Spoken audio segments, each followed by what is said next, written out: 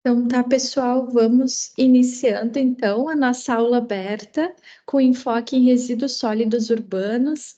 Agradecemos a todos os presentes, né, a todos os acadêmicos e professores que tiraram um tempinho da sua agenda, né, que tiveram esse interesse em refletir sobre o gerenciamento de resíduos nessa noite fria. Vamos iniciando então a abertura, né, da Semana do Meio Ambiente. Agradecemos, então, ao professor Marcelo, ao professor Benício e à professora Dani Martins, né, que estão aqui participando dessa aula conosco.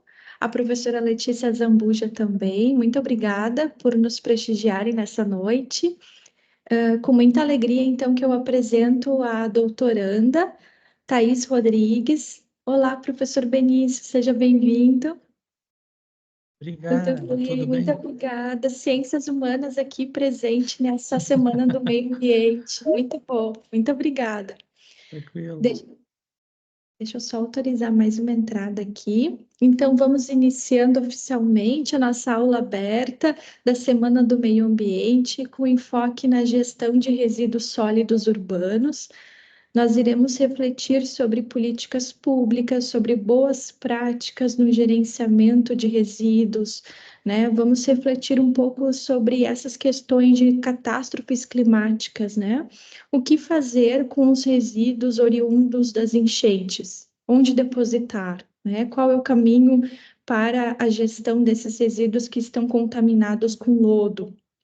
Então, vamos pensar em boas práticas e refletir também sobre as nossas práticas adotadas no cotidiano, né? Eu penso que essa Semana do Meio Ambiente é um momento propício para que nós possamos fazer esse autoavaliação, né? Quais as boas práticas na gestão de resíduos que nós adotamos no nosso dia a dia, né?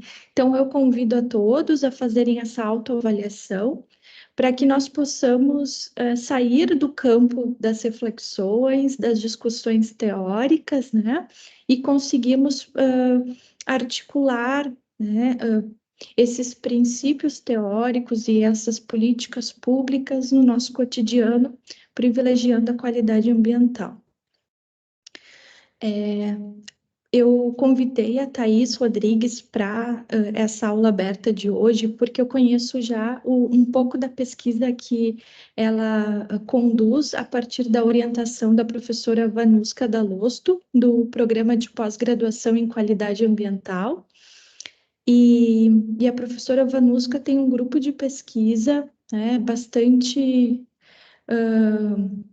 multidisciplinar, né, multiprofissional, com diferentes profissionais, assim, de diversas áreas, que estudam, que basicamente são da engenharia, né, mas tem outros cursos envolvidos, que se dedicam a estudar a gestão de resíduos, né. Então, a Thais é participante desse grupo de pesquisa da professora Vanuska, e que é uma pesquisadora também muito ativa na área de educação ambiental, né? Eu tive a oportunidade de conduzir a disciplina de Princípios e Práticas de Educação Ambiental, juntamente com a professora Vanuska. Então, com muita alegria, hoje eu convido, né, a orientanda da professora Vanuska e doutoranda do Programa de Pós-Graduação em Qualidade Ambiental, a Thaís Rodrigues, para nos ofertar uma fala, né, com foco na gestão de resíduos. Fica à vontade, Thaís, para te apresentar, e quando tu quiseres eu posso compartilhar o teu material visual. Certo. Obrigada, prof, por essa introdução. Boa noite a todos e a todas. Como a professora Suelen já mencionou, meu nome é Thaís. A minha área de formação é na engenharia química, fiz mestrado e agora faço doutorado no programa de pós-graduação em qualidade ambiental aqui da Universidade Fevale. Falo com vocês daqui do Laboratório de Tecnologias de Polímeros, né, que é coordenado pela professora Vanuska Giano, nesse espaço que é o Centro de Tecnologias Limpas, né, o CTL, que faz parte aqui de um anexo no Campus 2, que são desenvolvidas pesquisas nessa área da qualidade ambiental, né? Então, são diversos eixos que são trabalhados aqui. O nosso laboratório trabalha com resíduos sólidos, com microplásticos, e outras pesquisas relacionadas a evitar também, né, esses desperdícios de recursos. Eu trabalho especificamente com resíduos sólidos, né? O meu projeto de tese é desenvolver polímeros biodegradáveis, então eu trabalho com bioplásticos, né, utilizando e reutilizando resíduos orgânicos. Então, os resíduos sólidos urbanos, eles estão, né, junto na minha pesquisa, e a compostagem também, né, como uma tecnologia que pode ser utilizada para reciclagem destes resíduos orgânicos também. Então, é um pouco sobre isso que nós vamos conversar hoje, né? Espero que todos estejam bem. Maio foi um mês complicado para todos nós aqui no estado, né? A gente começou junho na esperança de ser um mês melhor. Infelizmente, hoje nós já tivemos muita chuva, né? Mas eu espero que todos vocês estejam bem. Prof, quando tu quiser colocar a apresentação, possivelmente, talvez essa semana do meio ambiente seria com diversas atividades também presenciais, né? E talvez esse momento fosse mais uma conversa e uma troca entre todos. E espero que essa troca para o ambiente virtual não nos limite tanto a isso, né? Então, vocês também se sintam convidados e à vontade para participar, né, dessa conversa sobre resíduos, seja através do chat, né, ou talvez durante ou ao final da minha fala, né, se sintam à vontade também para interagir e darem as suas opiniões e colaborações sobre esse assunto. Quando a gente fala sobre resíduos, qualidade ambiental, a gente precisa ter essa conversa, né, entre várias... que de fato seja interdisciplinar, né, entre várias áreas de formação. E pelo que eu vi aqui, quando a prof estava apresentando, né, vocês, realmente nós estamos num grupo interdisciplinar, e eu acho que vai ser muito bacana, né. Então, vamos lá. Pode passar, prof, já começamos, então, no próximo slide, porque eu gostaria de começar apresentando alguns dados. Prof, não sei se tu quer colocar ela em tela de apresentação, ou se para ti fica mais fácil assim, também não tem problema. Eu trouxe, então, alguns dados, são os dados mais recentes relacionados aos resíduos sólidos urbanos. Ah, mas, né, já é um conceito, já começamos com um conceito logo de cara, né? Então, resíduos sólidos urbanos, popularmente, nós chamamos de lixo, né? Tá errado? Não, não tá errado. O importante é que a gente consiga se comunicar e se fazer entender, né? Então, é o que popularmente, no nosso dia a dia, entre, né, diversas pessoas, nós conversamos e chamamos de lixo. Mas, né, oficialmente, esse conceito de resíduos sólidos urbanos, ele está na Política Nacional de Resíduos Sólidos, como aqueles resíduos que nós geramos na nossa casa, então são resíduos domiciliares e resíduos de limpeza urbana. Então, varrição das ruas, né, todos esses tipos de resíduo se englobam como resíduo sólido urbano. A ABREMA divulgou no ano passado, então esse é o último dado que nós temos, e ele foi atualizado já pelo último censo também, que o Brasil gerou em 2022 77,1 milhões de toneladas de resíduos sólidos urbanos. Então, isso representa mais ou menos 1 quilo de resíduo por dia que nós geramos. Então, todos os dias, ao final agora deste dia, cada um de nós gerou, em média, 1 quilo de resíduo. Ao ano, então, nós geramos, em média, 380 quilos por habitante. Deste 1 quilo de resíduos que nós geramos por dia, mais ou menos metade é um resíduo orgânico, então, das nossas excedentes alimentares, do resto de alimentos que nós geramos durante o próprio preparo dos alimentos, e metade está relacionado aos resíduos secos, né?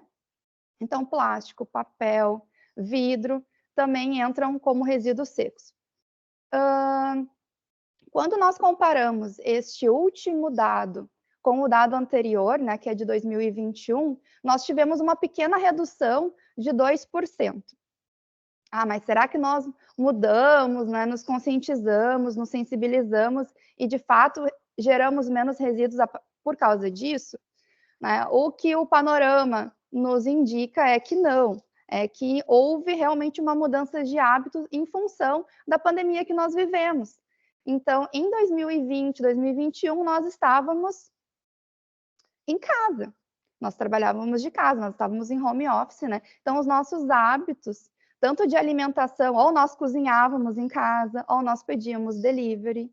Então, nós gerávamos muitos resíduos nas nossas casas, que eram contabilizados, então, como resíduos domésticos, e então, por isso que nós gerávamos mais resíduos em casa durante a pandemia. Em 2022, nós já retornamos para as nossas atividades presenciais.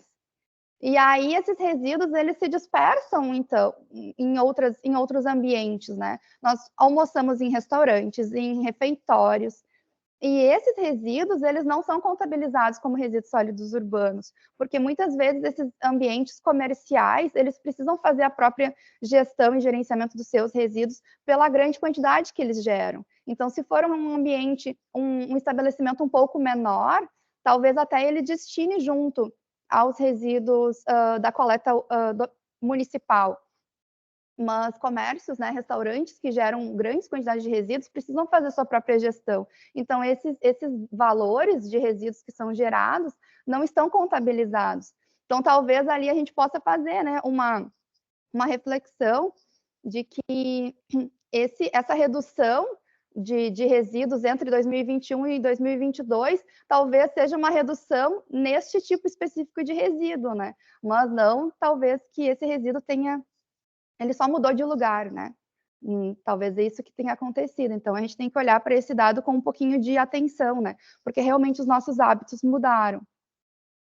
Então, quando a gente pensa o que aconteceu com esses 77 milhões de toneladas que foram gerados, 93% foram coletados. Isso é um dado bom, né? Um dado alto, eu considero um dado bom. Mas eu também gosto de olhar de um outro ponto de vista, né? Que 7% desses resíduos não foram coletados devidamente. Então, a gente já começa com o nosso pontapé inicial, já são de 7% desses resíduos que não foram coletados. Onde esses resíduos foram parar? Provavelmente no terreno baldio, né, de algum vizinho, próximo a um rio, a um córrego. Então, há ambientes que não estão preparados para receber esse resíduo. 93% é um dado alto, é um dado bom, mas a gente já começa com quase 5 milhões de toneladas que já não foram coletados. E aí, destes resíduos que foram coletados, 61% foram dispostos de forma correta. O que é isso? Foram para um aterro sanitário, né? Que é a destinação correta dos resíduos. Mas aí nós também temos 39% que não tiveram a destinação correta, que é o outro lado, né? E aí nós já temos mais de 30 milhões de toneladas que foram para ambientes que não eram os adequados. Quando a gente pensa em aterro sanitário, né? Prof, tu pode passar um slide para mim? Obrigada. Quando nós temos um local adequado para a destinação dos resíduos, que é para onde foram esses 61%, é um ambiente como este, que é um espaço que foi preparado, tem a impermeabilização do solo, são máquinas que estão aterrando, né, esse resíduo, eles estão cobertos, há um tratamento há uma coleta e tratamento desse chorume que é gerado, né, que é esse líquido que percola dos resíduos quando eles vão degradando. É um espaço que está adequado para receber os resíduos. Essas são fotos que eu tirei alguns anos atrás de uma visita que eu fiz a um aterro sanitário. Não sei se vocês já tiveram a oportunidade de ir num lugar assim, que é esse aterro, ele recebe a maior parte dos resíduos gerados aqui na região da região metropolitana, né, de Porto Alegre. E ele é um local que a Política Nacional de Resíduos Sólidos indica como sendo o adequado para dispor os rejeitos. E aí nós temos uma outra definição, porque o que a Política Nacional nos indica? Que para este lugar, né, para esse local que está ilustrado nas fotos, apenas deveria ir os rejeitos, que é aquele material que não pode ser reciclado, né? Não pode ser reciclado, não pode ser reaproveitado, reutilizado. Ele foi gerado e não há tecnologia para reciclar ele, ou essa tecnologia não é viável economicamente. Então, este material é que deveria estar indo para este local, que é adequado para receber ele. Atualmente, em 2020, nós tivemos uma nova legislação federal, que é o novo marco do saneamento básico, né, como ele ficou conhecido, que indica que todo o Brasil precisa se organizar e ter espaços, apenas espaços como este, apenas aterros sanitários, até 2024. Nós já estamos em 2024, então esse é um desafio muito grande, né? A política nacional, ela foi escrita, ela foi publicada em 2014. E lá em 2014, aliás, em 2010, e ela dava um prazo em 2014. Então, nós já estamos postergando essa situação há muitos anos, infelizmente, né? A gestão e gerenciamento dos resíduos sólidos é complexa, mas infelizmente a gente vê também que esses prazos eles vão sempre sendo postergados e provavelmente este ano a gente ainda não vai ver, né, essa situação normalizada perante a lei. Então, já falamos então, né, que os rejeitos deveriam ir para espaços como esse, que são os aterros sanitários, e qual é a realidade lá daqueles 39%. Prof, pode passar mais um slide para mim? A realidade dos 39% dos resíduos no Brasil é essa, né? São os lixões e os aterros controlados.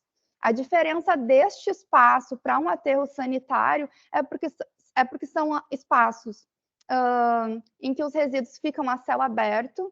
Então, há trabalhadores que sobrevivem, né, nestes espaços, recuperando materiais recicláveis, para revender ou até para reutilizarem nas suas próprias casas.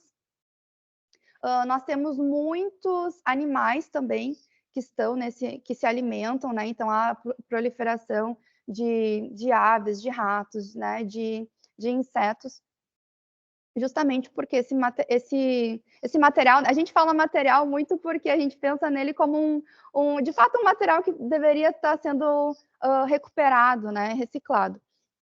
Mas esses resíduos, eles estão expostos, né? Então, é um ambiente extremamente perigoso também, pensando em uma questão de saúde pública, né? Em saúde dessas pessoas que estão lá nesse ambiente, da saúde ambiental, que daí vai englobar realmente tudo isso, né? Vai englobar os animais que estão se alimentando desse resíduo, vai prejudicar os trabalhadores que estão trabalhando ali muitas vezes de forma informal, e vai prejudicar a própria qualidade do solo, né? Porque esse chorume, ele é uma substância, é um composto altamente tóxico. E ele vai percolar todas as camadas do solo, vai chegar no aquífero, né? Vai contaminar o solo e a água e vai se espalhar, né? Então, quando a gente tem um espaço como esse, nós temos uma contaminação muito grande deste espaço e por onde esse material onde essas substâncias podem se deslocar, né? Então, nós temos contaminação do ar também, por causa desses gases, né? Os resíduos, eles vão se degradando e vão liberando metano, vão liberando outros gases que são muito tóxicos, né? E esses gases, eles vão estar na atmosfera também. Então, é uma situação extremamente delicada quando a gente pensa que nós temos uma quantidade tão grande de resíduos no Brasil que ainda são destinados para ambientes como este, né? Prof, tu pode passar adiante? E aí nós temos mais uma situação. Desculpa. Esse friozinho pega a garganta de todo mundo, né? E aí nós temos mais uma situação recente aqui no nosso estado, né? Todos nós fomos atingidos de alguma forma agora né, pelas enchentes, é uma catástrofe que pegou o estado praticamente de um lado a outro, né? E tem uma estimativa que a URGS e a ONU Meio Ambiente fez, através de uma pesquisa, mas é uma estimativa muito preliminar. Eu acredito, né, e até para ser um dado preliminar, né, é que esse valor vai aumentar muito ainda. Mas é uma estimativa inicial de 47 milhões de toneladas de resíduos que vão ser gerados aqui no estado agora em função das enchentes. Só em função das enchentes, mais 47 milhões de toneladas serão geradas. Na verdade, já foram geradas, né? Então, algumas prefeituras mencionaram que ali no final da apresentação, até depois a prof pode divulgar para quem tiver interesse, mas essas fotos, né, elas são de uma reportagem ali do G1. Então, tem um dado também de uma prefeitura que eles comentam que cada casa, mais ou menos, eles enchem um caminhão de resíduo. Então, pensem quantas viagens esses caminhões, né, essas máquinas estão tendo que fazer para um sistema que já está complicado, nós já não temos um cenário ideal, na verdade, nós temos um cenário longe de ser perfeito, né, na nossa gestão nacional de resíduos, mas numa situação de catástrofe, numa situação de desastre, como a que nós estamos vivendo, tudo entra em colapso, né? E o sistema de saneamento básico do Rio Grande do Sul também entrou em colapso.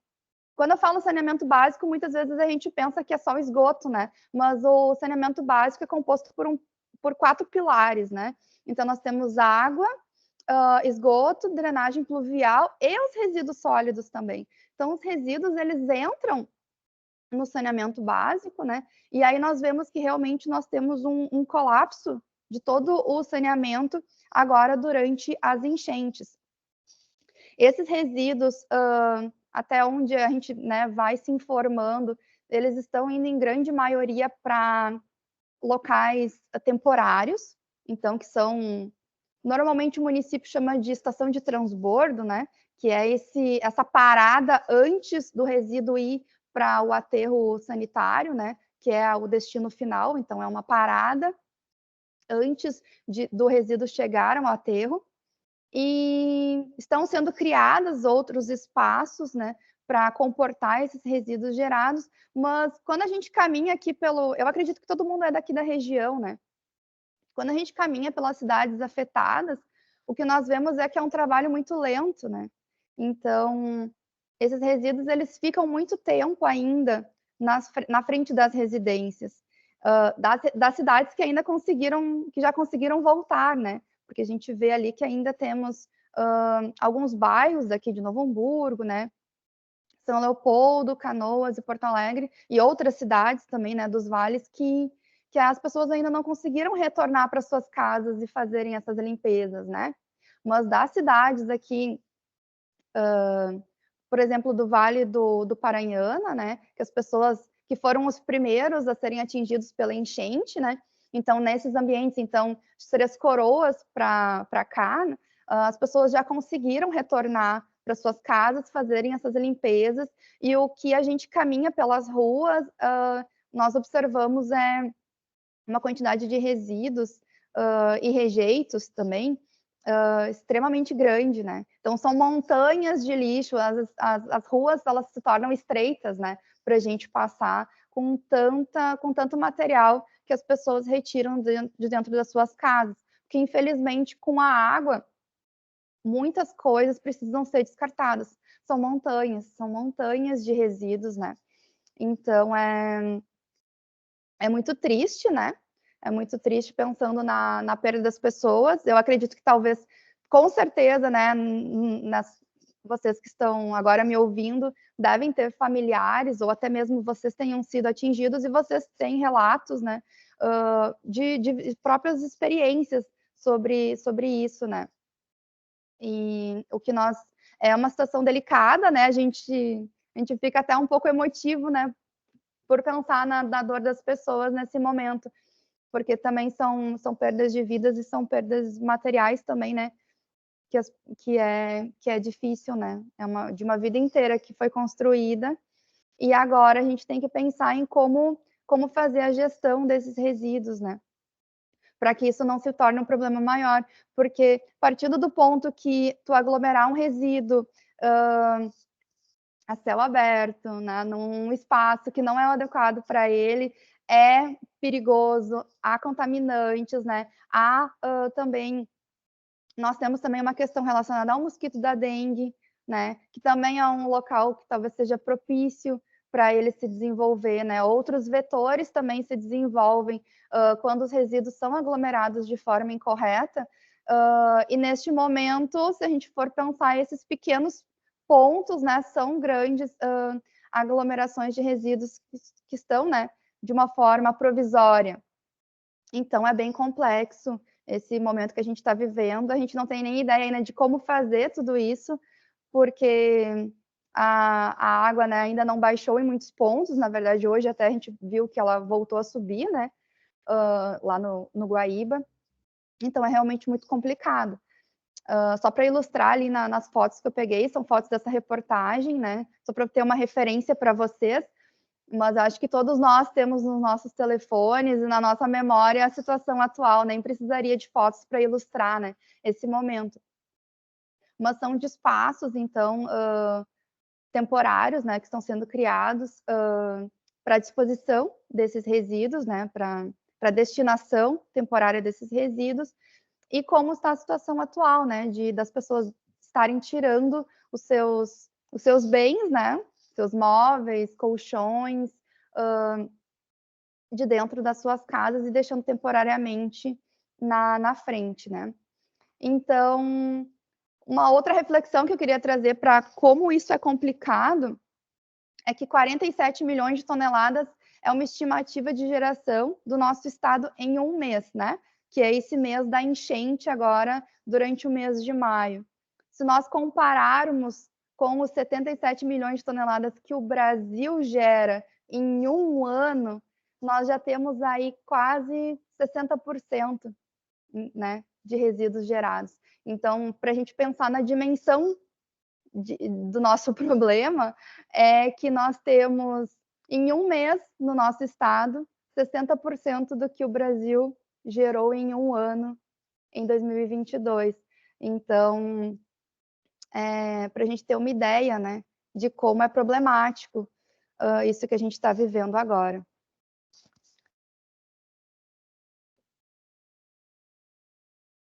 E aí, só seguindo um pouco também em relação a estes conceitos, que nós temos, então, a disposição final dos rejeitos, né? Disposição final dos rejeitos, e nós temos a destinação dos resíduos. Então, pela política nacional, essa destinação, ela pode acontecer reutilizando, reciclando, compostando, recuperando e também fazendo o aproveitamento energético desses resíduos. Na literatura, nós vamos achar outros conceitos também, né? E outras tecnologias também. Então, eu até trouxe uma referência aqui de um autor que ele comenta, né, sobre reciclagem classificada, sobre incineração, sobre o próprio aterro sanitário, né, a compostagem, e também de gestão anaeróbia, pirólise e gaseificação. São tecnologias, são formas de destinar também os resíduos, né? E aí nós podemos olhar com mais atenção para um deles, né? Que é a compostagem essa noite. Mas para a gente chegar na compostagem, prof, pode passar mais um? O que nós precisamos fazer, que é muito importante, é a separação dos resíduos, né? E aí, como aqui nessa turma tem os alunos também, né, da Princípios e Práticas de Educação Ambiental, né? Como a educação ambiental é importante nesta etapa, né? Então, nós precisamos separar nas nossas residências, nas nossas casas, esses resíduos, para que eles possam ser destinados de forma correta. Qual vai ser o destino deles? Indiferente, né? Daí vai depender muito da capacidade do município, da tecnologia que está sendo explorada naquele momento. mas indiferente de qual dessas tecnologias que serão abordadas, o que nós precisamos é separar eles primeiro. O Ministério do Meio Ambiente, ele fez essa cartilha, e o que ele indica como um modelo de separação que ele propõe é separar em 3 frações. Então, nós separarmos... E é fácil, gente. Na verdade, assim, não é separar os resíduos, é não misturar. Né? Se a gente pensar que eu não vou misturar, já é muito mais simples, né? Mas o que nós precisamos pensar, então? Ter um espaço, um recipiente apenas para os recicláveis secos, então, que vão ser os plásticos, os metais, papel que não for sujo, né? Papelão, vidro. Este recipiente eu vou conter os meus resíduos para destinar para catadores, para cooperativas que vão fazer essa triagem e vão encaminhar para reciclagem, né? É um caminho.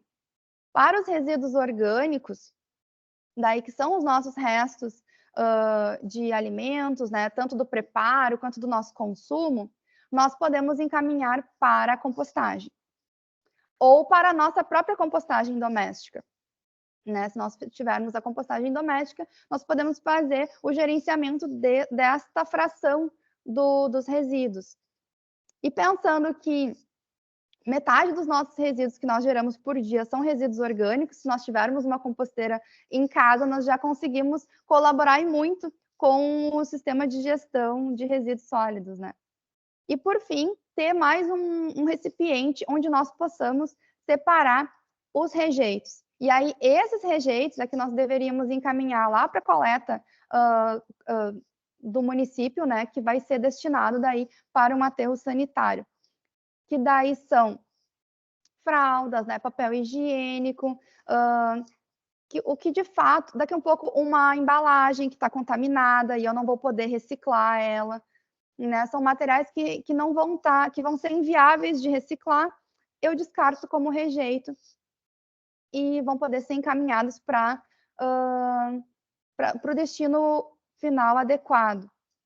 E aí, se nós tivéssemos essa separação bem correta em todas as casas, com muita educação ambiental, com muita sensibilidade, né, relacionada a isso, daí sim eu acredito que aqueles percentuais lá de destinação correta, eles aumentariam muito, né? E aí nós teríamos o aterro sanitário apenas para os rejeitos. Aí a gente teria uma gestão eficiente, né, e correta dos resíduos. Infelizmente, o que a gente costuma fazer nas nossas casas é misturar tudo, né? E aí, muitas vezes, os municípios que têm cooperativas, que fazem essa triagem, eles vão ter um trabalho redobrado para separar os materiais que podem ser reciclados, ou neste momento da mistura, nós acabamos contaminando materiais que poderiam ser destinados para reciclagem e para o reaproveitamento, e aí nós inviabilizamos toda uma cadeia e pessoas que sobrevivem, né, a partir deste trabalho. Prof, pode passar? Aí, quando nós nos concentramos nos resíduos orgânicos e pensamos em que uma tecnologia que poderia ser adotada para a reciclagem destes resíduos é a compostagem, nós podemos observar como um ciclo se fecha. Então, nós preparamos as nossas alimentações, né, as nossas refeições, sobram, né? Sempre sobram, apesar de a gente tentar ter uma consciência de cozinhar a quantidade que nós fomos consumir, alguma coisa nós geramos de resíduo orgânico. Se nós destinarmos para o lixo, né, que vai ser encaminhado para um aterro, esses nutrientes eles vão se perder. Se nós tivermos uma possibilidade de encaminhar estes restos de alimentos, esses resíduos orgânicos, para a compostagem, nós vamos obter, então, um adubo, né, que vai fertilizar o solo e vai possibilitar a produção de outros alimentos que nós vamos cozinhar para as nossas refeições. Então, se fecha um ciclo que deveria ser muito natural, né? A gente deveria olhar para esse ciclo como um ideal, né? É o que deveria acontecer. Os nutrientes dos alimentos que nós consumimos, né, que nos nutrem, eles também vão poder nutrir o solo para a produção de novos alimentos. E aí nós temos toda uma cadeia da economia circular, até pensando, né, um ciclo natural, econômico e rico, exatamente, Fábio. Que é o reaproveitamento, né, a reciclagem desses resíduos para a produção de novos alimentos. Profito, pode passar para mim. E aí, um conceito que eu trago para vocês de compostagem, né, que é esse processo que nos possibilitaria, né, essa tecnologia que nos possibilita reaproveitar esses resíduos orgânicos como um recurso. Eu trago um conceito mais formal, né, da NBR, da BNT, mas se nós formos pensar de uma forma um pouco mais simples, é um processo biológico que vai possibilitar a valorização da matéria orgânica. E dessa forma, nós vamos ter uma reciclagem destes resíduos. E quando a gente pensa em reciclagem, a gente pensa muito em reciclagem do plástico, né? Que o plástico é o reciclável, o papel é o reciclável. Parece que já são cadeias que a gente entende de forma mais normal, né? Mais natural de reciclagem. Está na nossa cabeça de uma forma mais cotidiana. Mas os resíduos orgânicos, em um momento em que eu tenho uma casca de banana e ela vai se transformar num adubo, eu tenho a transformação deste material, né? Não é mais uma casca de banana, já é aqueles nutrientes transformados e maturados. Então, sim, é uma reciclagem. A compostagem é um tipo de reciclagem. Prof, pode passar? É um tipo de reciclagem, mas ela acontece através de micro-organismos. Então, é um processo complexo que dura um certo tempo, mas é um processo que acontece com auxílio, então, de diferentes tipos de micro-organismos e fungos, né? Quando nós temos... Esse aqui é um gráfico do Ministério do Meio Ambiente também, e aqui eles dão um exemplo de uma leira, né, de compostagem, que é um tipo de composteira. E aqui ele é um gráfico que eu acho muito didático para a gente entender que a compostagem é um processo que acontece em etapas, mas de uma forma geral há duas grandes etapas. Nós temos essa primeira fase que vai acontecer a grande parte da degradação desses resíduos, né, que é uma fase ativa. Então, quando vocês podem acompanhar ali pelo gráfico, que ao longo do tempo, nós temos os resíduos a uma temperatura ambiente. Esses micro-organismos, eles começam a atuar, e aí a sua temperatura aumenta. Esse aumento da temperatura é muito importante, porque é a partir dela, né, que esses micro-organismos patogênicos, eles também vão ser eliminados, né, destes resíduos. Então, esse aumento da temperatura até por volta de 70 graus, por micro-organismos que atuam nesta temperatura, são micro-organismos que são termófilos, né? Então, eles vão atuar nesse ambiente, vão liberar calor, e é por isso que aumenta essa temperatura. E esse é um processo que acontece ali durante alguns dias. Depois que estes micro-organismos atuam e essa degradação acontece de forma mais intensa, vão sendo trocados os tipos de micro-organismos, então é uma parceria muito bacana que acontece, né, entre esses micro-organismos, e eles vão atuando em diferentes etapas, né? Então, outros micro-organismos que são mesófilos vão atuar quando essa temperatura vai baixando. Ali são degradados outras substâncias desses resíduos, principalmente que tenha compostos, né, orgânicos mais resistentes. Então, nós temos a celulose, que é um composto que degrada, que demora mais para degradar. Então, por exemplo, quando a gente tem lá folhas, né, são ricas em celulose, então podem demorar um pouco mais para compostar do que outros resíduos que têm um teor de, por exemplo, como cascas de frutas, né, que também tem celulose, mas desculpa, mas que se degradam um pouco mais rápido. Então, esses micro-organismos, eles vão estar atuando nesta grande faixa, né, de tempo ali, que duram cerca de 90 dias, mas isso vai variar muito também de acordo com a composteira. Lá para o estágio final, nós vamos ter uma estabilização, né, que é uma fase de maturação, que vai durar ali um período de tempo muito menor, mas aí nós vamos ter ali relação carbono e nitrogênio mais estável, pH estável também. Então, outros fungos também atuam nessa fase final, mas aí nós vamos ter um composto para ser utilizado. Prof, tu pode passar mais um slide para mim?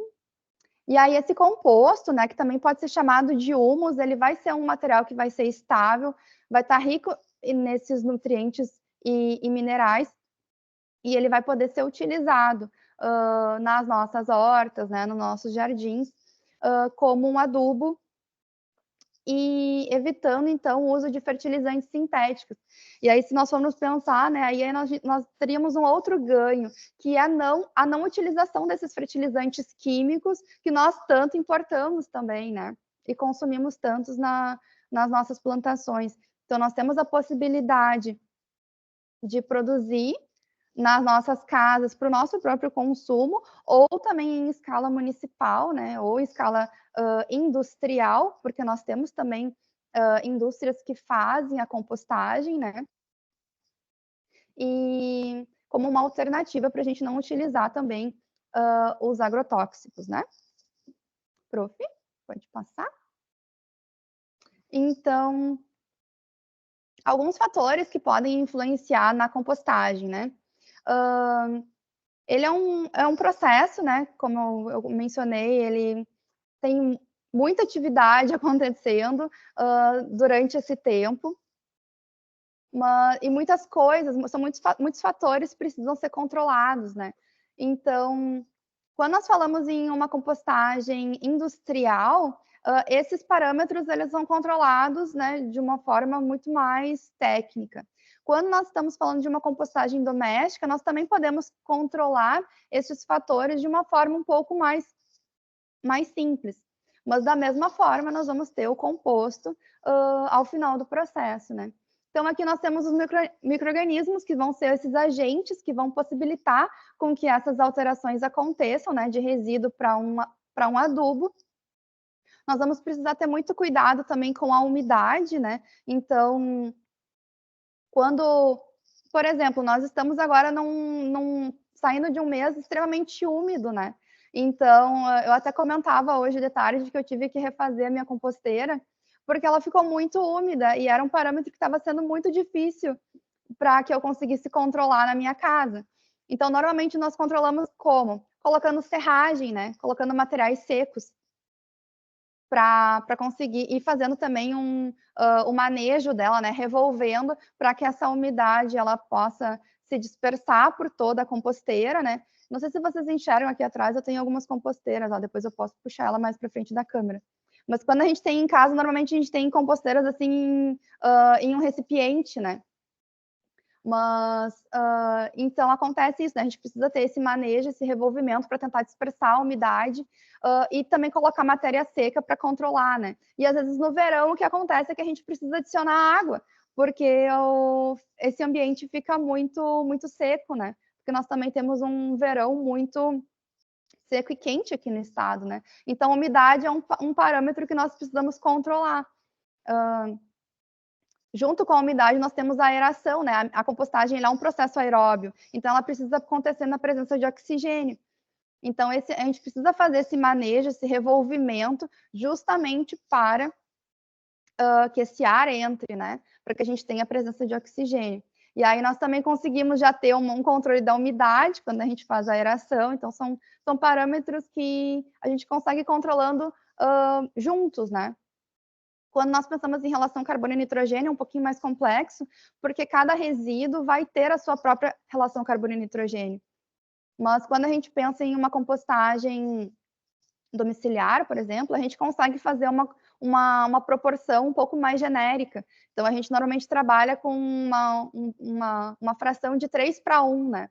Então, nós temos 3 partes de secas para uma parte de resíduo. Então, eu até trouxe aqui um exemplo de partes secas, né? Que são essas folhas, serragem também, né? Papel, são exemplos de partes de carbono, né? Então, daí nós vamos conseguir equilibrar, porque a compostagem ela precisa acontecer com uma relação adequada de carbono e nitrogênio. E aí, quando a gente lembra lá daquele gráfico que eu falei ali, que diferentes micro-organismos, né? Ali, essa relação carbono e nitrogênio, quando ela está equilibrada, a compostagem acontece durante um período correto de tempo. Se nós tivermos uma relação de carbono muito elevada, daí nós vamos ter uma compostagem muito lenta, né? Porque daí nós vamos ter muitas partes secas. E se nós tivermos uma relação com nitrogênio muito alta, aí nós vamos ter um problema possivelmente com vetores, né? Com a compactação desses resíduos, porque nós vamos ter muitos resíduos. Então, os resíduos representam essa parte de nitrogênio e essas partes secas são representadas por essa fonte de carbono. Então, precisa ter um equilíbrio entre ambas para que a compostagem aconteça de uma forma correta. E, por fim, a temperatura, que quando a gente fala de compostagem, né, precisa ter aquela elevação da temperatura até próximo de 70 graus, para que os patógenos sejam eliminados, e depois essa temperatura ela vai se equilibrando até a gente alcançar uma temperatura ambiente. Quando nós temos uma vermicompostagem, por exemplo, daí esse processo acontece de uma forma diferente, né? Porque daí, como nós temos as minhocas consumindo esses resíduos, aí essa temperatura ela não vai se elevar tanto, né? Até porque o ambiente para a vermicompostagem é um pouco a temperatura ambiente, né? Mas esses aqui são alguns fatores que são bem importantes da gente monitorar se a gente for ter uma compostagem na nossa casa, né? E são fatores que são considerados na compostagem de um modo geral também. Prof, pode passar? Aqui eu trouxe alguns exemplos para a gente ter uma ideia de como a gente pode ter diversas, né, compostagens e montar essa compostagem, essa composteira muitas vezes com materiais que nós temos em casa, né?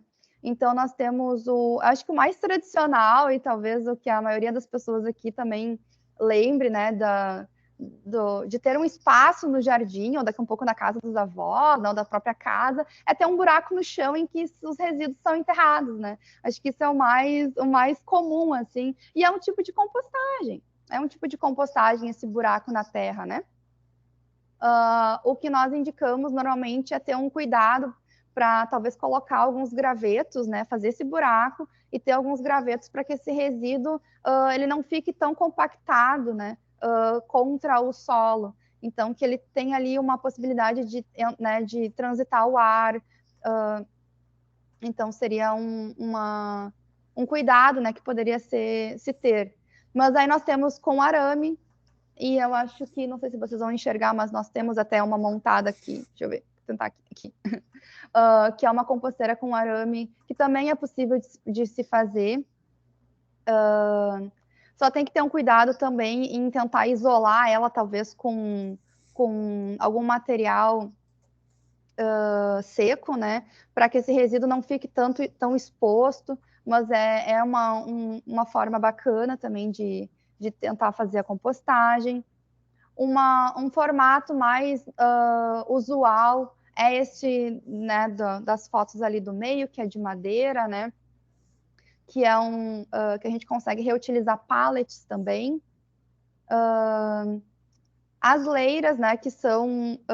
nós temos um exemplo da Universidade Federal de Santa Catarina, que tem um guia para montar leiras. É necessário ter um espaço um pouco maior para elas, mas é um formato muito interessante também de compostagem, que é onde acontece aquele gráfico que eu retirei lá, é desse projeto também, né? Uma parceria da Universidade Federal de Santa Catarina, Universidade Federal de Santa Catarina com o Ministério do Meio Ambiente. Então, é um formato também, né? Prof, pode passar? Nós temos aí outros tipos, né? Que são rotativas, então, como eu falei, que a compostagem precisa ter esse manejo, a aeração, então é uma possibilidade, né, ter um formato que possibilite, né, essa agitar, né, e revolver a composteira. E nós temos também umas mais tecnológicas, né, que são as automáticas, que muitas vezes tem no hospital aqui em Moinhos de Vento, né, que eles têm um projeto de gerenciamento de resíduos utilizando compostagem, né. Também são necessários enzimas, né, tem outros pontos também que podem ser utilizados nesses outros formatos de compostagem, mas eu acho que a mais legal é a que eu deixei por último, que é a gente pensar que a compostagem ela pode acontecer em diversos recipientes e ambientes. Então, uma vez nós fomos visitar este espaço, né? É um Ecolab, é uma senhora, né? É o Ecolab Leva Esperança, que ela adotou alguns terrenos baldios perto da casa dela, e ela tinha uma piscina furada, e ela montou a composteira neste terreno baldio, que foi cedido, então, pelos donos, nesta piscina. E isso é ótimo, porque a gente pode realmente visualizar que a compostagem ela pode acontecer em diversos formatos, né? Então, pode ser desde os potinhos de sorvete que eu tenho aqui atrás de mim, né? Que é um recipiente reutilizado para uma pessoa que daqui a um pouco não gera tanto resíduo em casa, mas que gostaria de começar esse processo e depois vai ampliar daqui a um pouco para caixas, para baldes, né? Mas também é uma opção, né? De reutilizar e ter uma composteira num formato maior. Então, ela teve essa ideia genial de ter uma composteira numa piscina, né, que não era mais possível de utilizar. E isso é incrível, assim, né? E o processo acontece da mesma forma, né? Prof, pode passar? Aqui no laboratório, então, nós temos esses outros formatos de composteira, né? Que a gente pode reutilizar baldes, baldinhos desses de padaria, né? Que vem nata, que vem daqui um pouco outras que a gente consegue de doação. São baldinhos um pouco menores. Nós temos caixas organizadoras que também podem ser utilizadas aqui são todas vermes composteiras, tá? Porque aqui no laboratório a gente trabalha bastante com também oficinas, né, de vermicompostagem. Então, a gente trabalha bastante com esse sistema de 3 andares, né? 2 andares para o manejo dos resíduos e um terceiro para armazenar o biofertilizante, né? Porque muitas vezes os resíduos eles liberam, né, líquidos, e eles podem ser armazenados neste último compartimento, e fazendo a diluição correta, eles também são também é um fertilizante líquido. Exatamente, como a Jennifer comentou, nós utilizamos aqui no laboratório as minhocas californianas, que são bioindicadores também de qualidade ambiental, né? Mas já são conhecidas aí na literatura, mas elas também fazem esse processo de compostagem de uma forma muito rápida e eficiente. Então, nós podemos ter um processo de compostagem convencional, né, em que os micro-organismos vão atuar, só nós precisamos ter atenção para aqueles parâmetros, né, para aquela temperatura acontecer, ou nós também podemos utilizar das minhocas californianas, por exemplo, né, que ajudam nesse sentido a agilizar esse processo, porque elas vão se alimentar desses resíduos e vai ser muito mais rápido, e também elas auxiliam na própria aeração, que como elas fazem caminhos por entre os resíduos, então elas mesmas fazem caminhos de ar, né, de passagem de ar. Fábio ali também dando outras dicas, né, de outros Nós podemos fazer composteiras em diversos modelos, né? Às vezes a gente precisa ter um pouco de criatividade também para reaproveitar o que nós temos, né? Mas também nada impede da pessoa que quiser começar esse processo de comprar a sua própria composteira pronta. Há diversos sites que vendem e ensinam, né? Inclusive, nós tivemos um aluno que recebeu minhocas pelo correio, né? Também, tudo é possível hoje em dia. Mas, se vocês precisarem também de um auxílio para iniciar, nós temos também aqui o espaço no CTL que pode receber vocês para tocar uma ideia e para começar, né? Às vezes a pessoa acha interessante começar com um potinho de sorvete, porque quer testar e quer se ambientar com esse processo. E depois vai passando para recipientes maiores, né, quando se sente mais seguro. E aí, ou tem pessoas que preferem já tem uma noção maior, famílias maiores, né, maior geração de resíduos também já começa com os baldinhos. Então, ou também podem ser... quando a gente pensa em ambientes muito maiores, com a vermicompostagem, a gente comenta que é um termo que é um condomínio, né? Que aumenta esses andares. Tu tem mais andares e daí tu consegue fazer esse manejo de ficar invertendo os níveis, né? Então, começa com o andar de cima, quando ele está cheio, inverte, né? Vai fazendo esse manejo. Prof, tu pode passar para mim? Deixa eu ver o que vemos. Quando a gente fala de vermicompostagem, a gente precisa ter um cuidado maior com os resíduos que são destinados para esse processo. Na compostagem tradicional, nós temos uma liberdade um pouco maior, né? Nós temos até aqui a Ecocitrus, né, que faz a compostagem, né, só de frutas cítricas. Quando a gente pensa num minhocário, a gente precisa ter um pouco de parcimônia com isso. Porque, por exemplo, esses cítricos, chás, né, ou temperos muito fortes, gorduras, são alimentos, são, né, restos de alimentos e resíduos que nós não podemos utilizar ou precisamos utilizar o mínimo possível, né? Então, por exemplo, se eu comer uma bergamota e eu vou colocar agora essa casca na minha composteira, dependendo do tamanho dela, não vai fazer diferença.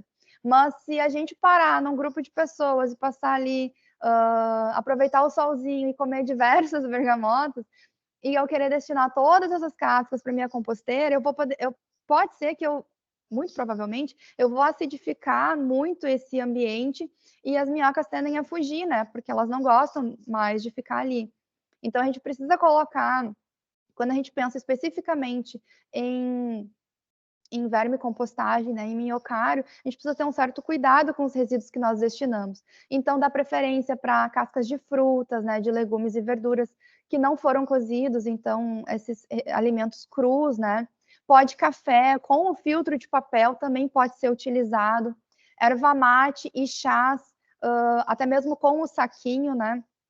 Muitas vezes esses saquinhos do chás agora são biodegradáveis, mas eu também teria um cuidado em colocar por causa desse cheiro. Muitas vezes os chás são muito aromáticos, né? E a erva mate também, ela pode ser... Eu tenho um cuidado porque eu tomo muito chimarrão, então se eu for destinar toda a erva mate de todos os chimarrões que eu tomo no dia, a minha composteira vai ser só de erva mate, então eu tento dar uma, né, misturar e alternar os resíduos que eu coloco na composteira. Casca de ovos, né, podem ser colocados, restos de pães e bolachas com certo cuidado, porque esses alimentos que têm muita farinha, às vezes eles tendem a muito mais a ter fungos do que a compostar, né? Então, às vezes a gente vai ter dependendo se ele ficar exposto ali, ele pode degradar e não ser tão bacana para aquele espaço, né? Então, ter um cuidado. Guardanapos, jornais e papelão também podem ser utilizados. Folhas, galhos, né, e serragem devem ser utilizados secos, se forem utilizados como fonte de carbono, né? Quando a gente pensa em grama, se ela for verdinha, ela vai ser fonte de nitrogênio. Se a gente deixar ela espalhadinha lá no solo, ela vai secar, vai ficar bem sequinha, aí ela é fonte de carbono, né? Ela vai ser um material marrom e um material verde. Tentam evitar ossos, carnes, gorduras, cítricos em grandes quantidades. Leites, né? Então, laticínios também a gente evita no minhocário. Cinzas de cigarro, né? Esses já são rejeitos, né? A gente nem deveria destinar para esse tipo de fim. E algum outro resto de alimento que tiver estragado, né? Que daí eu posso também trazer vetores e daqui a pouco contaminar a minha composteira. Prof, quando tu puder. Papel higiênico e fraldas, né? A compostagem que faça a compostagem desses resíduos especificamente. Não é o caso da vermicompostagem, tá? E não é nem toda a compostagem que a gente faz isso. Também tem fezes, né? De animais. Tem a possibilidade de fazer compostagem, né? Desses resíduos. Tem possibilidade. Mas tem que ter muito cuidado, tá? Para que a compostagem, não a vermicompostagem, mas na compostagem tradicional, porque a gente tem que ter um cuidado muito maior de que os micro-organismos estejam atuando nas faixas de temperatura certa, para que a gente consiga deixar esse adubo lá no final inerte, né? Então, se for começar a fazer isso em casa, teria que ter um estudo muito maior, né? Não é, talvez ter uma experiência maior com compostagem primeiro e depois tentar passar para essas outras possibilidades de resíduos, né? O prof pode passar, porque o meu tempo está se encerrando, né? Aqui é só uma ilustração, né, sobre essa questão da relação de carbono e nitrogênio, para a gente ter um cuidado para que ela aconteça de forma correta, ter uma parte de resíduo, de 2 a 3 partes de matéria seca como fonte de carbono. Quando a gente utiliza em casa, é uma proporção ideal, assim, para a gente se basear, funciona bem. Pode passar, prof. Aqui eu citei algumas situações que podem acontecer, né, com relação a compostagem, porque é um processo e às vezes a gente pode errar a mão, às vezes é um desequilíbrio que acontece, né? Não, às vezes a gente faz tudo certo, mas pode acontecer algum problema, e aí a gente pode se atentar que cheiro, né, vapor, não é para acontecer, é um processo que a gente tem que não vai ter um cheiro ruim, né? Às vezes a gente tem medo de ter composteira em casa porque vai dar bichinho, vai dar vetor, vai ter cheiro, né? Não, se a gente conseguir manter ela de uma forma adequada, não vai acontecer isso. Então, se a gente tiver cheiros fortes, né, vai ser em função do excesso de resíduos, então precisa adicionar fontes de carbono, né? Esse material que é marrom, então a serragem, é em função dessa relação carbono e nitrogênio que foi prejudicada.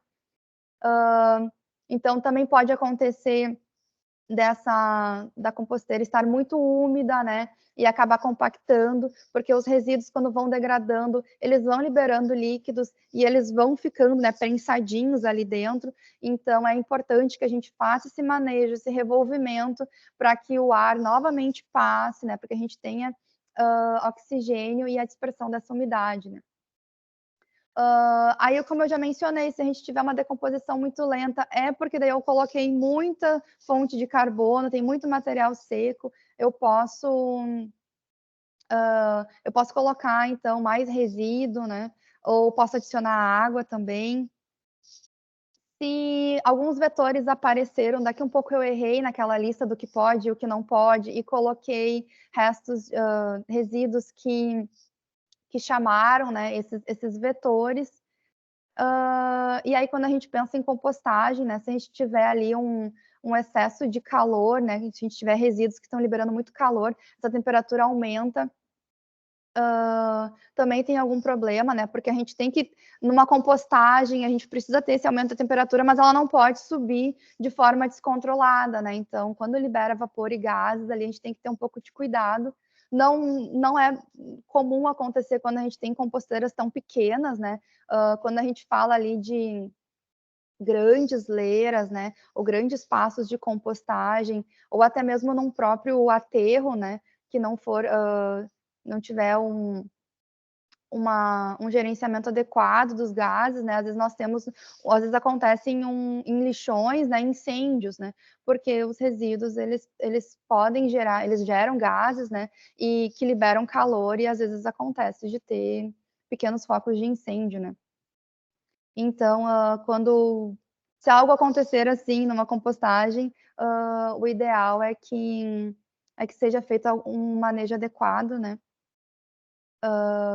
Para que esse calor seja disperso, né? Prof, pode passar? São algumas dicas, né? E por fim, a vantagem é que, de uma forma resumida, nós vamos diminuir a quantidade de resíduos que nós normalmente destinaríamos para um aterro sanitário, né? Então, esses restos de alimentos, esses resíduos orgânicos que poderiam ser considerados como rejeitos, eles vão ser utilizados como resíduos e reciclados. Então, a gente não vai encaminhar esse resíduo para um aterro, a gente vai reciclar ele, vai valorizar ele, vai tornar ele um material rico em nutrientes que a gente vai poder utilizar nas nossas hortas, nos nossos jardins, né? E a gente vai melhorar a qualidade desse solo quando a gente utiliza esse adubo. E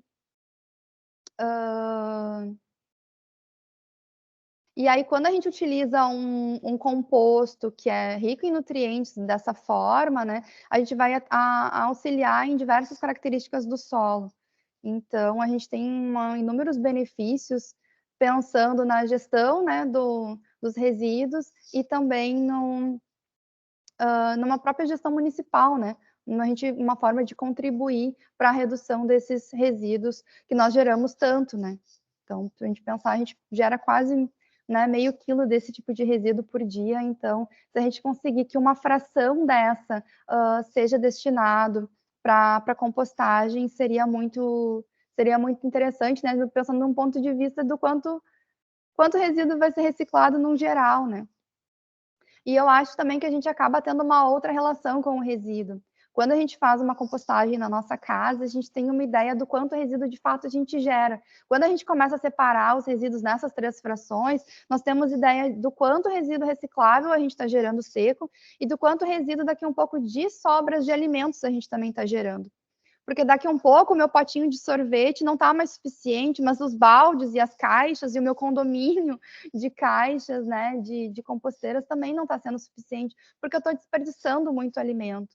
Então, acho que quando a gente pensa em compostagem, tem uma série de questões que começam a fomentar na nossa mente de, poxa, se eu estou gerando muito resíduo de comida cozida que eu não posso compostar, mas é porque eu estou errando a mão no preparo desses alimentos, né? Então, eu vou precisar ter uma consciência maior no meu preparo, porque está sobrando. Ou eu estou deixando alimentos estragarem antes de cozinhar eles, né? Antes de consumir eles. Então, a minha logística de compras de mercado precisa mudar também, né? Enfim, eu acho que a gente vai tendo uma outra percepção sobre os resíduos quando a gente começa a fazer esse gerenciamento, né? E a compostagem, ela auxilia muito nesse processo também, da nossa sensibilidade com os nossos alimentos, com os nossos resíduos, né? E pensar que a gente também pode fazer parte desse processo de gestão de resíduos, né? E é um dever do município, né? Fazer a gestão desses resíduos, mas a gente também, como cidadão, também pode ter um papel fundamental em auxiliar nesse processo. Prof, eu acho que pode passar mais um, eu acho que daí são as referências e o meu e-mail, caso alguém tenha alguma dúvida ou eu possa ajudar de alguma forma, né? Fico disponível a vocês.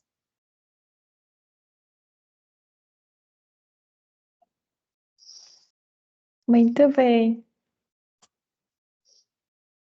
Fala, Thaís, muito esclarecedora, né? Eu anotei várias perguntas aqui, não sei se tu tem um tempinho ainda para ficar conosco, uns 10 Claro, minutos. uhum.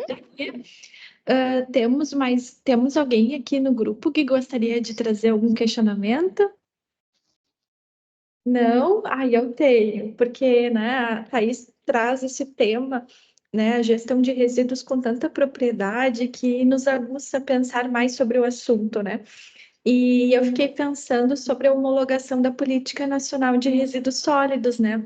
E agora, em 2024, 14 anos que temos aí essa lei, né? Esse documento que gerencia e que nos possibilita refletir sobre instrumentos necessários para a gestão de resíduos, né?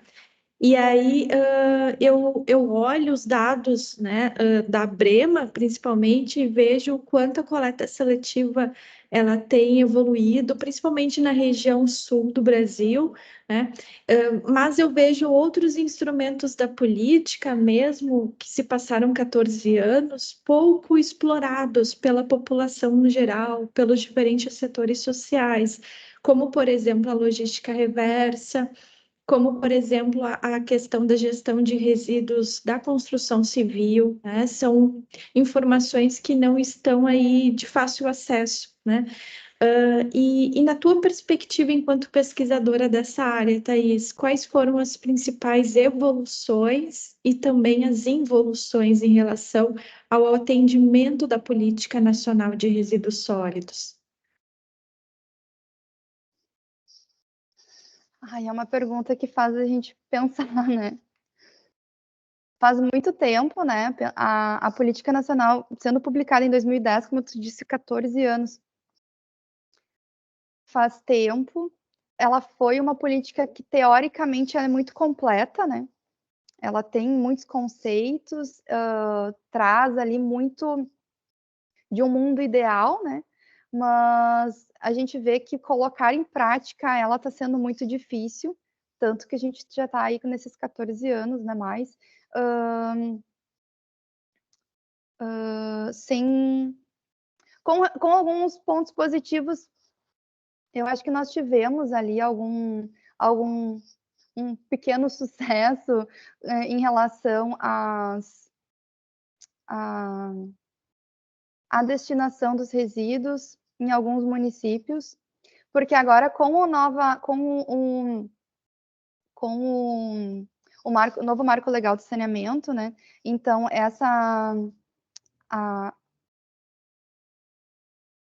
o prazo para os aterros sanitários ele está dividido em diferentes categorias, né? Então depende do porte do município. Então alguns municípios vão ganhar um prazo maior, mas de qualquer forma o prazo mais estendido é 2024. Mas, prof, assim, não querendo ser um pouco pessimista, mas nós tivemos poucos avanços, né? É difícil pensar em coisas que nós melhoramos muito. Pensando em setores, talvez tenha uma organização dos setores. Então, por exemplo, como tu mencionou, da parte da construção civil, talvez tenha uma organização, né? Logística reversa teve alguns avanços em diferentes resíduos. Então, antigamente a gente pensava mais nas lâmpadas, né? Agora está tendo um foco bastante grande também em deixar que as embalagens, por exemplo, de agrotóxicos, sejam destinadas, que é uma embalagem bem complexa, né? Que precisa ter uma logística adequada. O próprio relatório da Abrema, porque a Abrema era antigamente nós tínhamos os dados da Abrelp, né? Talvez essa questão dos dados, da organização dos dados também tenha sido um avanço, porque alguns anos atrás nós tínhamos a Abrelp, que é a Associação de Empresas de Limpeza Urbana. Eles que faziam esse compilado de dados, então nós tínhamos alguns dados dos resíduos sólidos urbanos e de alguns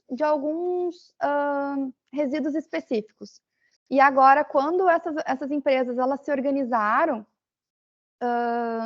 nós tivemos e se transformou então em Abrema, né, que é uma Associação Brasileira de Resíduos e Meio Ambiente. Então, eles já conseguiram puxar outras associações, nós temos mais dados disponíveis, tanto da logística reversa, resíduos de saúde, resíduos de construção civil. Então, acho que essa parte de dados também é um avanço, que para nós que fazemos pesquisa, a gente precisa ter acesso a esses dados, e quando tem associações assim que se organizam, facilita o nosso acesso. Quem trabalha na área e tenta acessar os dados disponíveis também em plataformas no governo, são dados muito complexos, mas a gente precisa fazer uma mineração daqueles dados, né? Não são dados que já estão trabalhados, que já tem uma estatística, que já tem um cálculo, né? Eles são dados que estão dispersos. Ou se a gente vai num município coletar dados, já são dados, dependendo do município está mais organizado, dependendo do município não, né? Então, às vezes a gente consegue esses dados disponíveis, às vezes não. Então, quando a gente tem uma associação que trabalha esses dados e nos disponibiliza, eu como pesquisadora, facilita muito, né? Facilita muito o nosso trabalho para ver onde a gente pode atuar. Então, eu acho que esse é um ponto positivo, assim, que tendo uma política nacional fomenta, né? Fomenta uma organização nesse sentido. Ações práticas mesmo, é complicado, assim. Aí a gente não tem eu percebo que nós não somos tão eficientes neste ponto, assim. Mas a Fábio comenta ali sobre as cooperativas, e as cooperativas, até aqui em Novo Hamburgo, né? Nós temos uma organização que é incrível, né? De uma associação de pessoas, né, que trabalham com a reciclagem de resíduos, e isso também, e elas participando e se impondo, né, nesse processo também. E isso é muito importante, né, porque acho que quando inicialmente talvez até o poder público e o setor privado que conversava sobre isso, quando a gente participa de eventos relacionados a plásticos, por exemplo, as cooperativas elas não eram muito bem-vindas, né? Não tinham muita voz, e elas tinham que participar e perguntar, né, sobre a vez delas, né, sobre a participação delas, se impor. E aí a gente vê agora que existe uma organização muito grande dessas cooperativas. Dois Irmãos tem uma cooperativa muito boa, né? É uma referência nacional até a cooperativa de Dois Irmãos. Eles têm até uma etapa de reciclagem junto, né? Então são exemplos de lugares, né? De um trabalho muito bem feito por essas pessoas que entendem muito sobre o resíduo, né?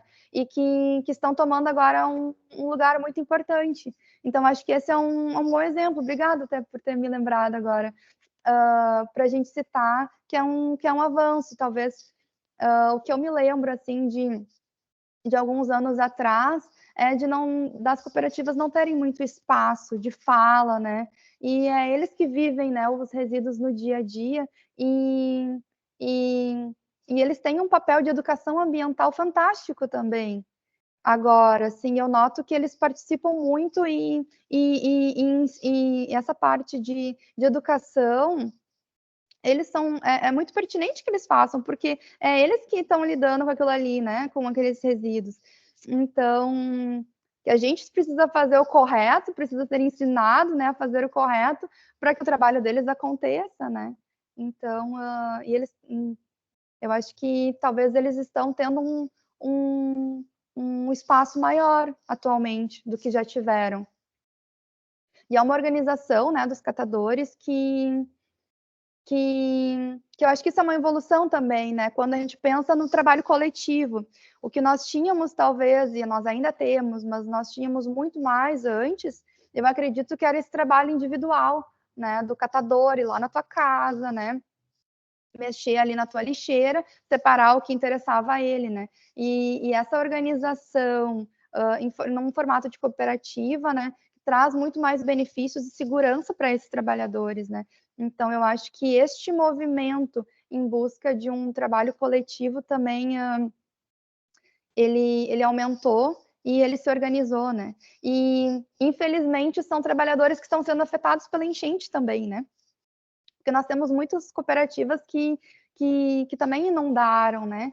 E aí talvez seja um ponto que a gente precisa refletir. Se a minha casa não foi atingida pela enchente, talvez caiba eu separar os meus resíduos recicláveis e armazenar eles lá até essa cooperativa conseguir, a cooperativa do meu município, né, retornar à atividade, porque muitos materiais desses cooperativados, eles estão tendo que estão precisando descartar, né, esses materiais porque molharam. Então, uma sugestão também é manter esses resíduos recicláveis armazenados, né, nas nossas casas, caso as nossas casas não tenham sido atingidas pela enchente, para que essas cooperativas consigam se organizar e retornando a trabalhar, tenham materiais para voltar ao trabalho, né?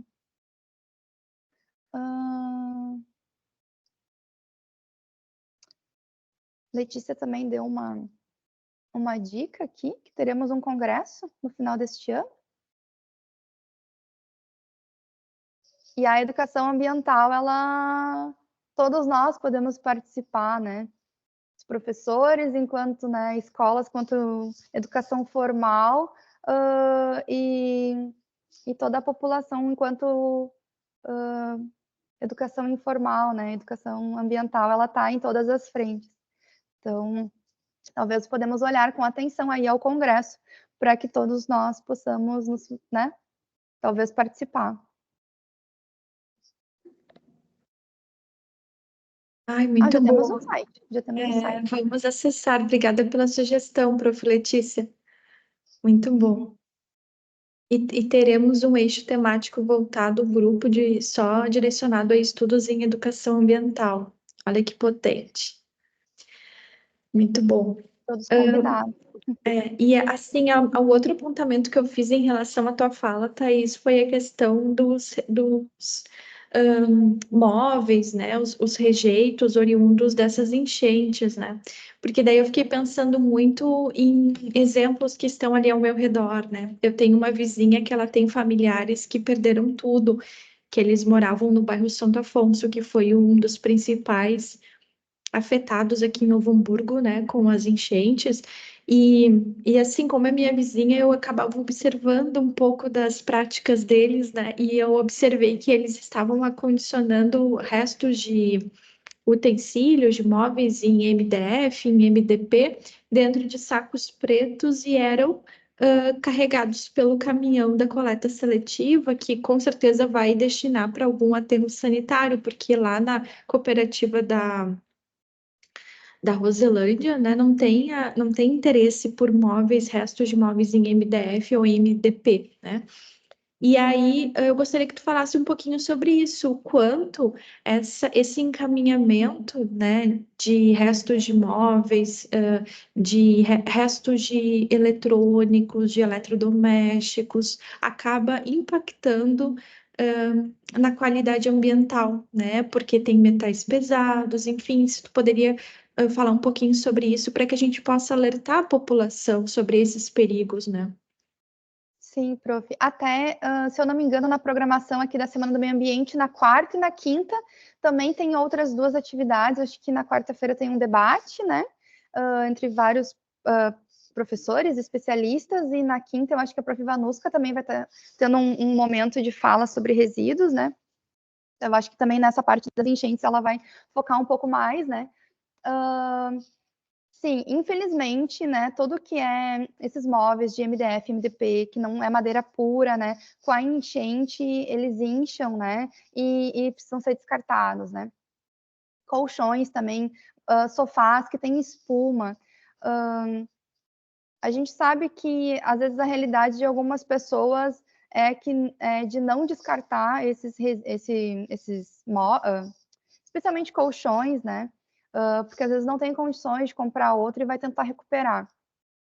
A indicação, por questão de saúde, é que se teve contato com essa lama, né, esse lodo, e ficou encharcado da enchente, é que seja descartado.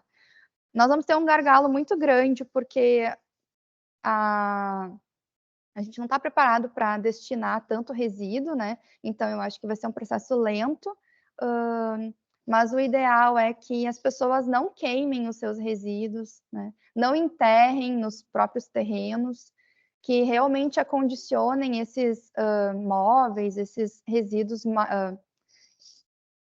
Agora são resíduos, né? Mas que eram os seus móveis, colchões, sofás, são portas, às vezes, muitas vezes as pessoas estão retirando as portas também, né?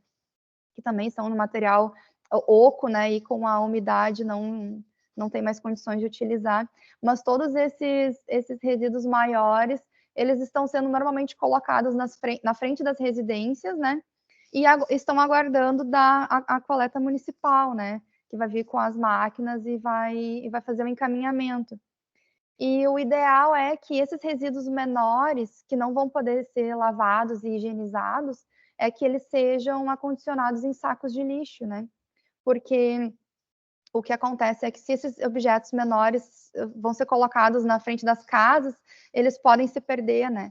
E então o ideal é que objetos menores sejam colocados dentro de sacos de lixo e esses móveis maiores sejam colocados na calçada, aguardando a coleta municipal.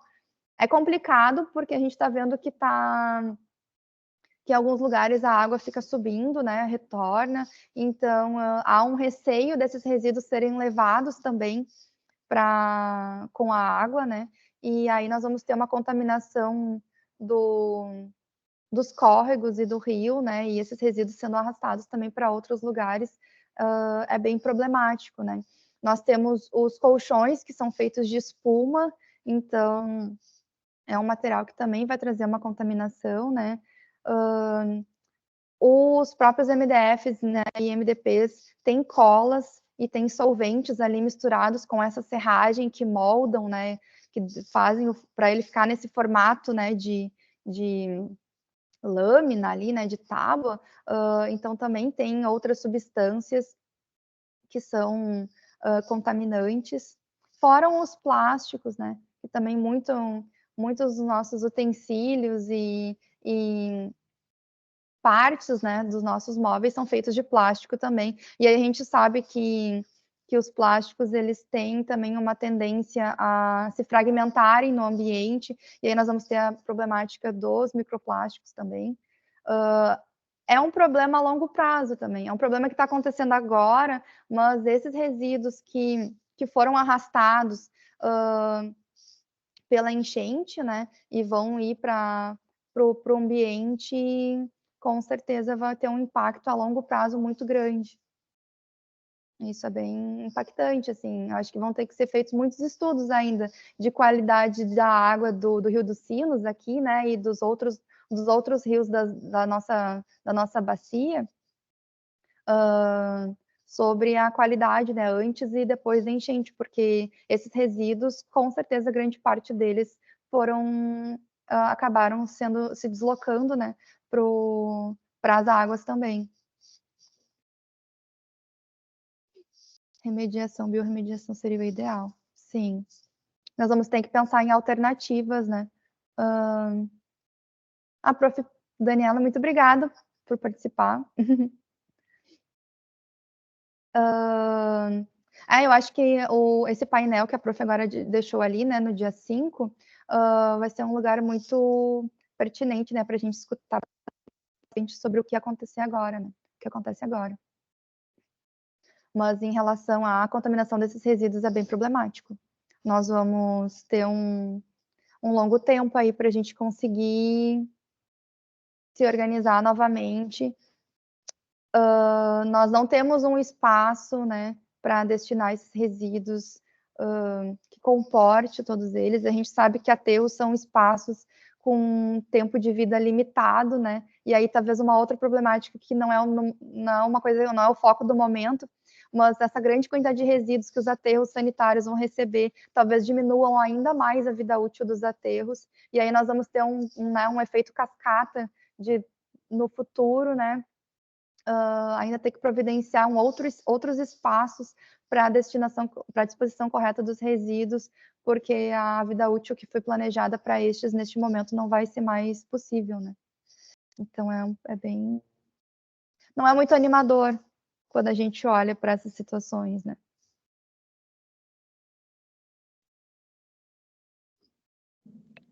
Bom, pessoal, então agradecemos muito a Thaís por essa fala tão inspiradora, né, que nos suscitou várias reflexões em relação à gestão de resíduo. A professora Dani Martins pontuou ali no chat que no dia 5, que é quarta-feira, às 19 horas, vai ter um painel que faz parte da programação da Semana do Meio Ambiente da Fevale, e vai ser um painel destinado para discutir e depois do desastre, né? O que fazer do ponto de vista de preservação, de manutenção da qualidade ambiental. E é um painel que tem a participação de vários professores do PPG Qualidade Ambiental, então fica o convite para todos, né? O link vocês conseguem ter acesso por intermédio de nós professores, mas também pelo perfil Projetos Sociais Fevale, né? Então, sugiro que vocês sigam o perfil Projetos Sociais Fevale, que todo dia eles estão colocando os cards e os links para acesso as salas que irão ocorrer, então, as palestras da Semana do Meio Ambiente, né? A professora Letícia Zambuja também pontuou ali o quanto a biorremediação é essencial, né, nesse pós-catástrofe climática, né, e perfeita colocação dela. Trouxe também que o trabalho coletivo, colaborativo é um caminho, né, então aí nós precisamos ter esses movimentos sociais fortes, não esperar por políticas públicas, né. E aí as universidades têm um papel super importante de articular esses movimentos sociais, de fomentar. O que mais que nós temos de comentário aqui? A Jenny Panizon pontuou que nessas situações é difícil, de catástrofes ambientais, é difícil pensar na separação correta dos resíduos, né? Já que é um momento de tanto desespero, né? De muita dificuldade, né? Totalmente compreensível. Enfim, então, assim, diante desse cenário, né, o que que a gente pode ofertar? A Universidade Fevale está com um projeto bem legal de manutenção de resíduos eletrônicos que foram estragados, né, pós-enchente. Então, assim, entre em contato com o atendimento Fevale para saber sobre esse projeto, né, de reciclagem, de manutenção de resíduos eletrônicos que foram afetados, né, pela enchente. E nós estamos também com um trabalho super bacana do NAIA, que é o Núcleo de Atendimento Psicopedagógico, para dar apoio psicológico para a comunidade acadêmica após as enchentes, tá? Então, vocês se quiserem conversar com as psicólogas da Fevale, vocês têm esse atendimento gratuito, que todos nós fomos afetados, então é importante ter esse apoio psicológico nesse momento, né? Para que nós possamos retomar as nossas atividades acadêmicas de forma gradual, né? E manter a nossa saúde mental em dia, né? Daí o e-mail para agendamento é nai@fevale.br, quem tiver interesse de agendar esse atendimento psicológico, tá? Thaís, muito obrigada pela fala, muito obrigada a todos que ficaram até este horário. Vamos seguindo então com a programação da Semana do Meio Ambiente. Na quarta-feira teremos mais uma palestra sobre educação e mudanças climáticas, tá? Um abraço a todos, uma boa noite. Boa noite a todos, muito obrigada pela presença, obrigado pelo convite, prof. E também nós estamos aqui disponíveis, se alguém precisar de algum auxílio ou tirar dúvidas relacionadas aos resíduos, tem interesse de começar a compostagem, nós temos aqui também a estrutura, né, para dar esse apoio inicial, né, para quem quiser. Então fica o convite também de chegar aqui no Centro de Tecnologias Limpas. Muito bom, muito obrigada. Agora é Bom, só a força de vontade, né? Que já você isso, está para ali começar. Nós temos aqui os completando materiais para começar. Exatamente. Então tá, boa noite. Muito obrigada, Thaís. Eu agradeço, prof. Boa semana. Igualmente.